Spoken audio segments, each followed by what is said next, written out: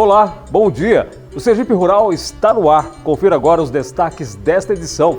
Mudança estratégica, viabilidade e bons lucros obtidos na produção de camarão têm feito risicultores de Brejo Grande trocarem o cultivo do arroz pela carcinicultura. Esperança que vem do céu. Com a chegada do período da chuva, produtores de milho do sertão do estado arregaçam as mangas para produzir o grão, que vai servir de matéria-prima para alimentar o gado durante a fase de estiagem.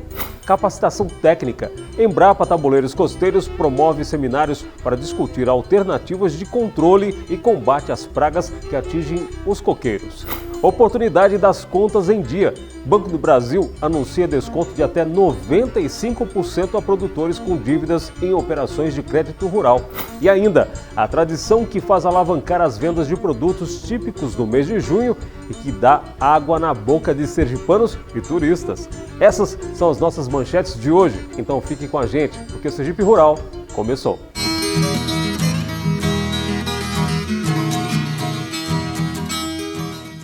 E a gente começa esta edição com a alternativa lucrativa encontrada por um grupo de risicultores do município de Brejo Grande, no Baixo São Francisco, para driblar os problemas enfrentados pelo setor na região. Eles deixaram o cultivo do arroz para apostar na produção do camarão em viveiros. E olha, eles não têm do que reclamar. Confira os detalhes na reportagem de Lícia Moura e Jorge Henrique. Brejo Grande, município distante 137 quilômetros de Aracaju, é banhado pelo Rio São Francisco. A grande oferta de água já fez da cultura do arroz a principal atividade econômica. Mas essa realidade está mudando. As plantações de arroz vêm dando lugar às lâminas d'água para a criação de camarão. A força do rio foi se perdendo com a falta de chuva e o que propiciou a invasão do mar e essa mistura das águas. Quando aconteceu essa mistura das águas, todos os canais de irrigação e os riachos começaram a ter essa influência de salinidade. Embora pequena, foi o suficiente para ir diminuindo a capacidade dos viveiros de produção de arroz.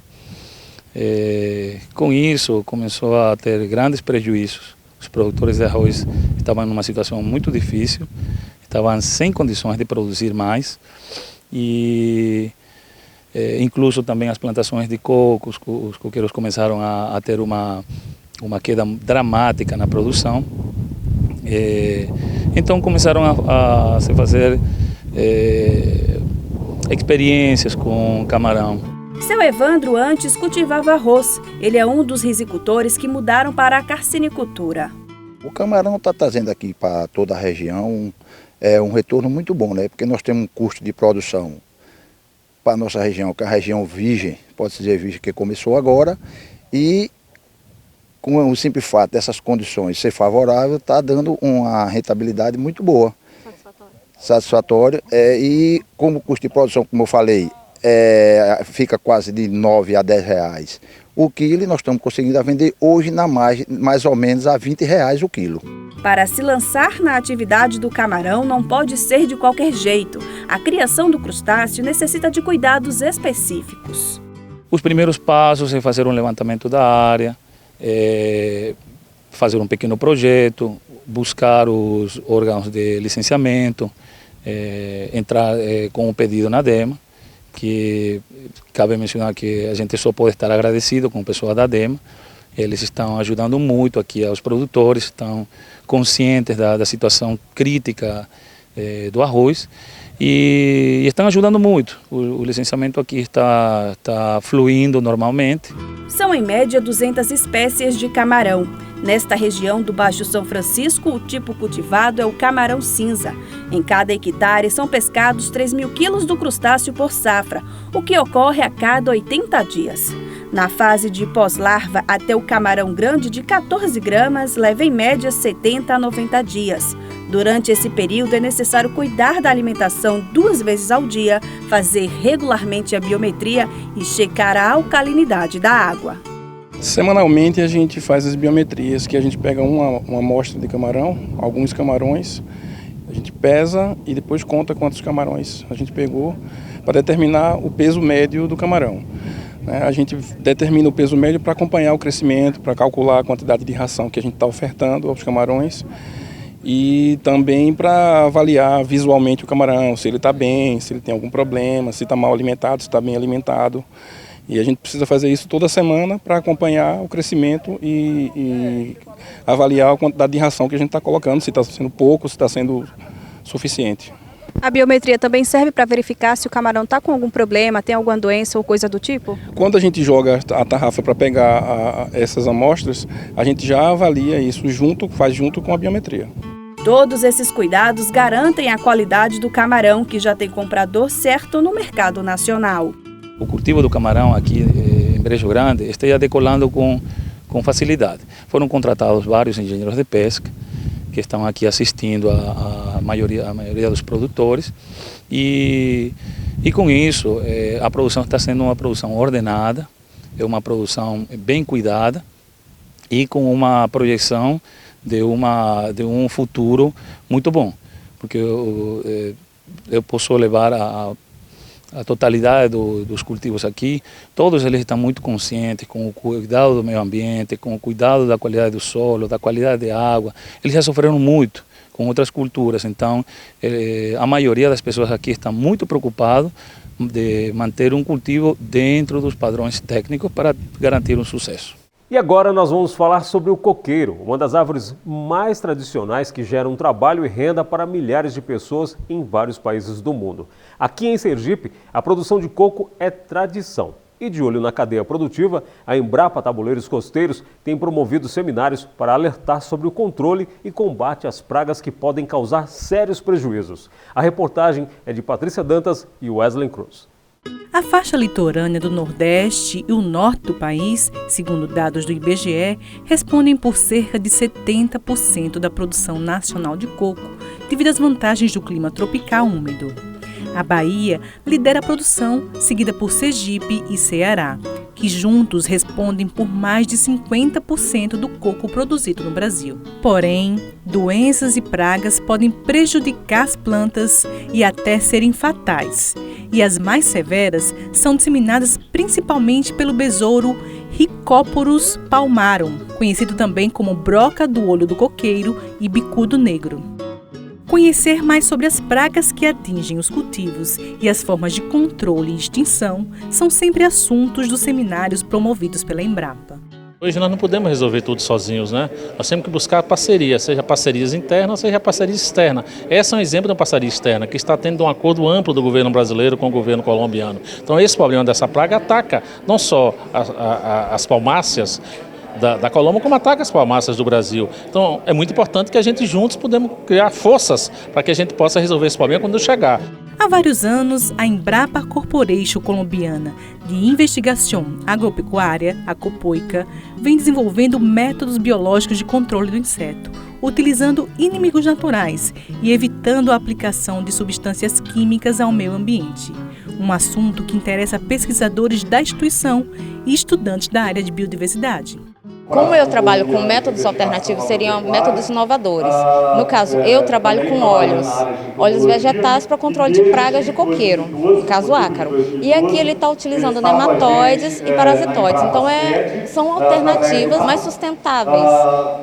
A gente não vai utilizar agrotóxicos, nós vamos utilizar seres vivos para controlar insetos. A busca por meios alternativos, e você vê que há um entorno de pesquisa sobre isso para combater essas pragas e doenças que não estão aqui ainda, vê que aumenta mais ainda a minha expectativa sobre a minha pesquisa, entendeu? Para obter mais informações e me empenhar mais no objetivo, que é buscar meios alternativos contra essas pragas e doenças.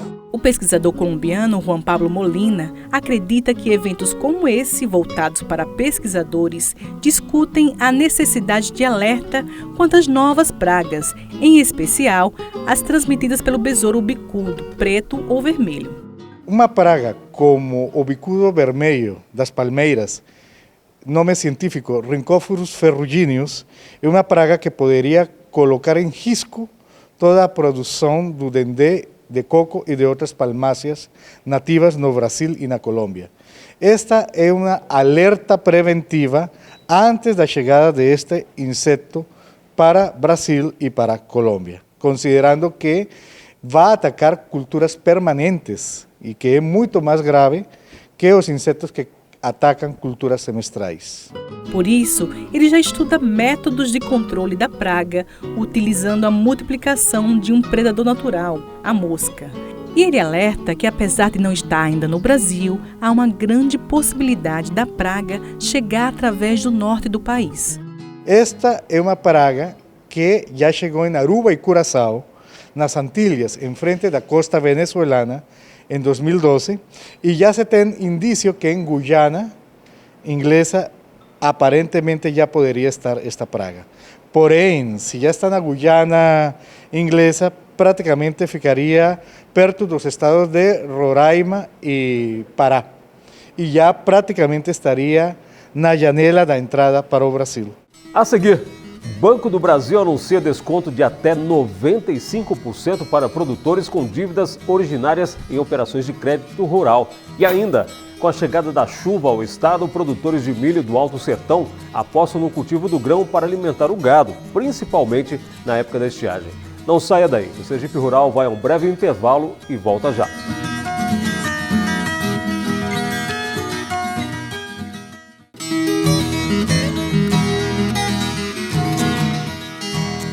E já estamos de volta. E agora a gente destaca as notícias da meteorologia. A chuva deu o ar da graça na primeira quinzena do mês de junho. Mas será que vai continuar assim nos próximos dias aqui no estado? Confira no mapa a previsão do tempo. De acordo com o Centro de Meteorologia de Sergipe, o sol aparece entre poucas nuvens no sábado e no domingo em todas as regiões do estado. Na segunda e na terça, o tempo fica nublado e há previsão de chuva no agreste e no semiárido. No litoral, o tempo segue firme. Na quarta, quinta e sexta, uma massa de ar frio que chega do oceano volta a provocar instabilidades.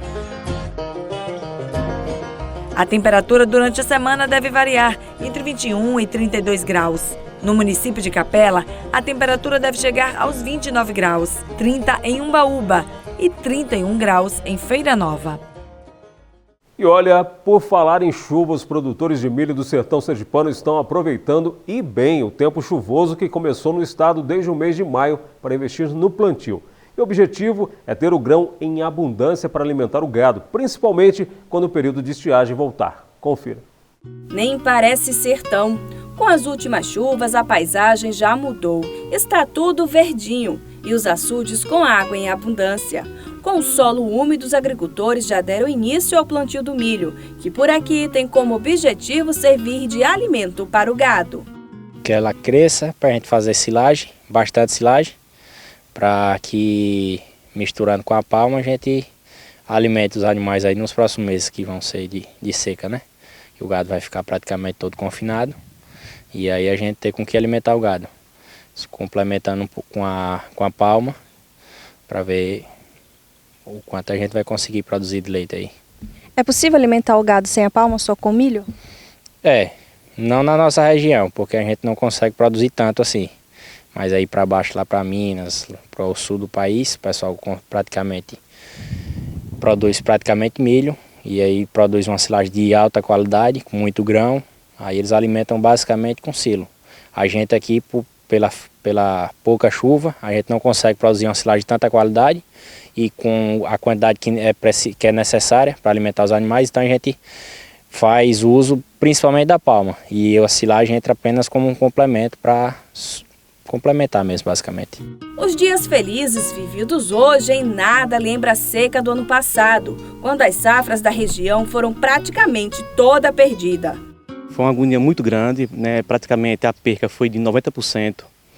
E não foi pior porque o homem do campo ele estava preparado, né? Como a gente já falou em outras vezes, o homem do campo, ao longo do ano, ele vem se preparando.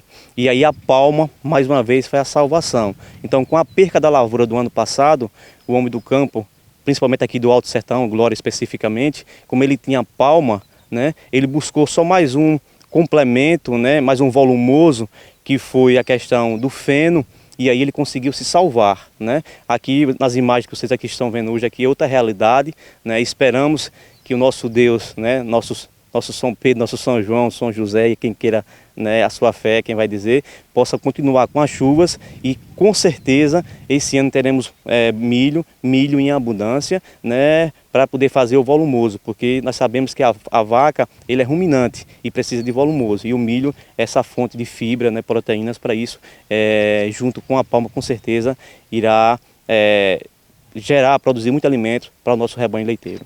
Como o cultivo é para o consumo dos animais, ainda que a seca chegue, o que já brotou na terra não se perde. É aproveitada na alimentação do gado, mesmo que a planta ainda esteja pequena. A espécie do milho plantada com essa finalidade é a variedade precoce, específica para regiões do semiárido. Do plantio até a colheita são 90 dias. São milhos que têm um período o ciclo da cultura é muito curto, relativamente curto, por conta da possibilidade de haver pouca chuva. Então já são milho, já são geneticamente preparados para a região semiárida. Então aqui se planta muito esse milho, né? O milho, variedades precoces, né? O pessoal utiliza um pouco também do transgênico, mas principalmente o pequeno produtor usa mais essa variedade fornecida pelo próprio estado, né? São variedades precoces. A expectativa de produção do milho esse ano então é boa? Se o tempo continuar ajudando como vem, com fé em Deus a gente vai produzir bastante.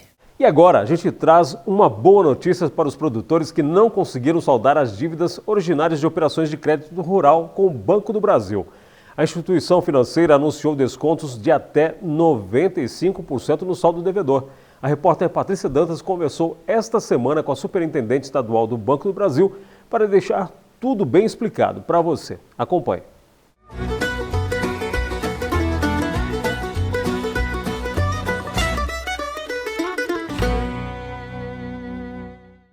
Hoje o Sergipe Rural traz boas notícias. É que o Banco do Brasil vai conceder descontos significativos para quem tem dívidas até dezembro de 2011. E sobre esse assunto eu converso agora com Eliane Gascon, que é superintendente estadual do Banco do Brasil. Eliane, de que trata essa lei que vai conceder desconto aos produtores?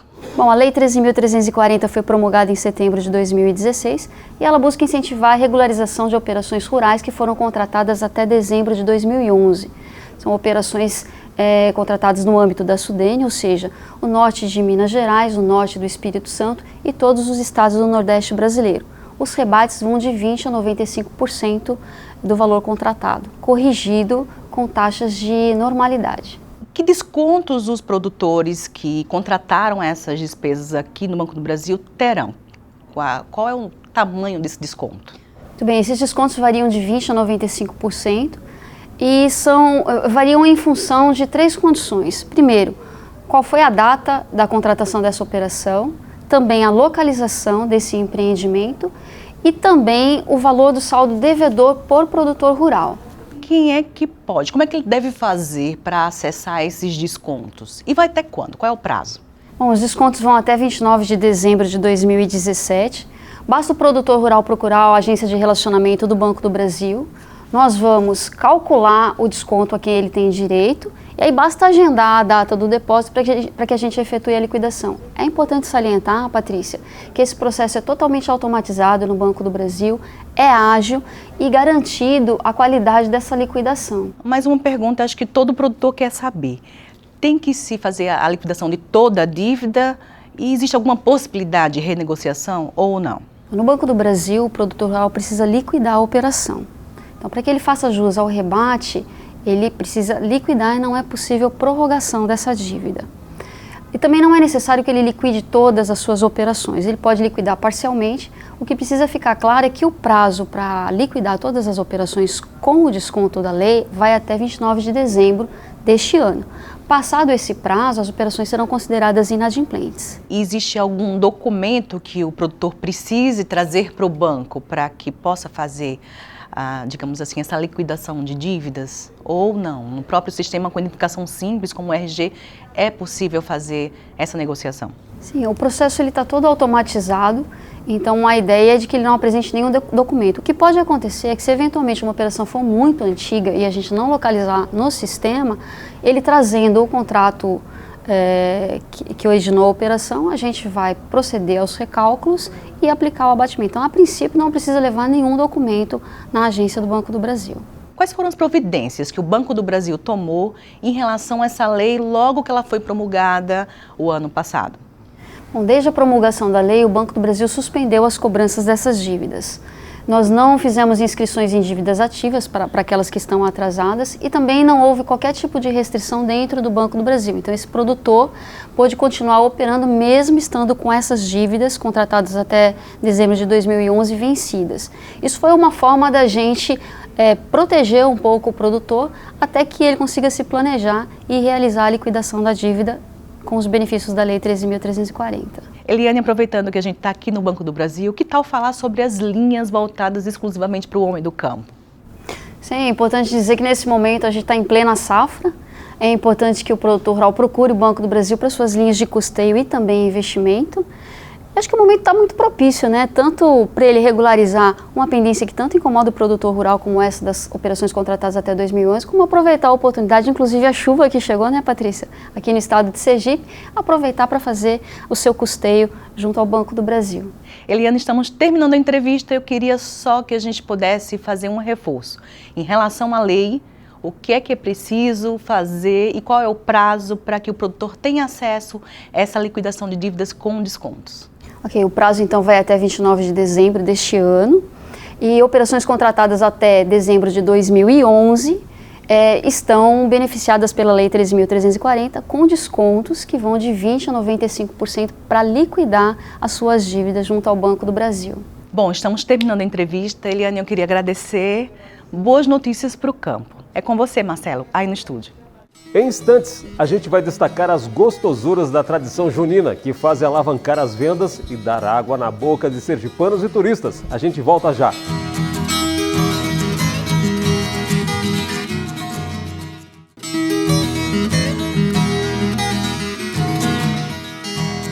E você que acompanha nosso programa e tem alguma sugestão interessante, envie a dica aqui pra gente. É só entrar em contato através do WhatsApp do Sergipe Rural. Anote aí o número, 99894-6691. Participe! Olha, esta semana, quem entrou em contato conosco foi a assistente social Márcia Santana. Dona Márcia nasceu em Curitiba, no Paraná, e mora aqui apenas há 6 meses. Ou seja, é o primeiro período junino que vai passar em Sergipe. E ela nos disse que está encantada com nossas comidas típicas.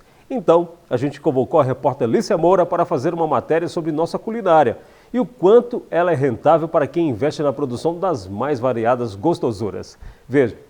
Como não pensar no mês de junho sem lembrar das deliciosas comidas típicas da época? Tem milho, pamonha, munguzá, arroz doce, saroio, beiju molhado, bolos de puba, milho e macaxeira.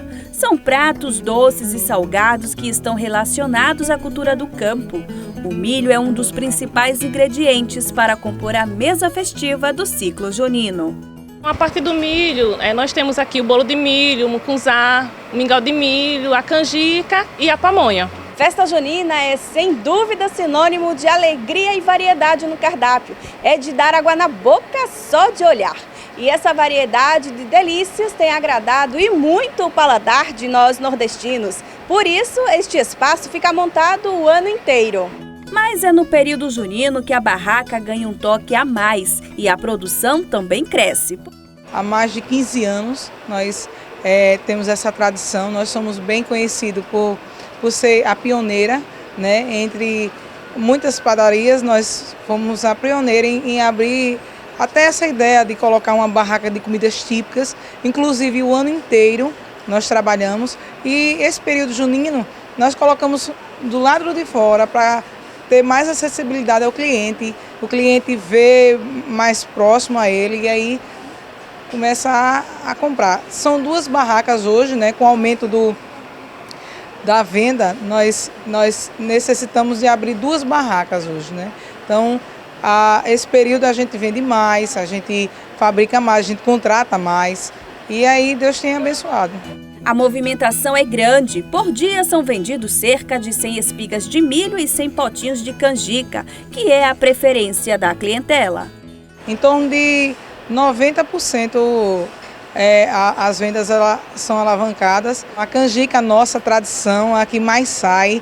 O pessoal pede, a gente fabrica muito, inclusive nós contratamos mais pessoas para estar fabricando a nossa canjica, que é sucesso aqui no estado. Mesmo quem está na cidade só de passagem faz uma pequena parada para se deliciar com os sabores do ciclo junino. Eu particularmente gosto muito dessa época, né? E passando por aqui vi, realmente eu sou de Salvador e passei aqui e vi essas comidas típicas e resolvi comprar. A comida junina, se tivesse todos os dias na minha mesa, eu comeria sem problema algum, porque eu adoro, gosto. Quem passa pela barraca não resiste. A variedade é tanta que não dá para comprar só uma opção. Comprei canjica, pamonha e beijuzinho molhado. Qual é o seu preferido? Eu gosto mais do beijuzinho. Pensar em dieta nessa época não é recomendável para quem quer saborear as delícias. Fátima já tem a receita para aproveitar os sabores sem se preocupar com as calorias. É um mês de festa junina, aí vou dançar forró, vou queimar calorias e amo as comidas daqui são deliciosas. E o Sergipe Rural de hoje termina aqui, mas você pode ajudar na produção do próximo programa. É só enviar e-mail para sergiperural@app.se.gov.br ou através do WhatsApp do programa. Anote o número 99894-6691. Obrigado por sua companhia e até o nosso próximo encontro.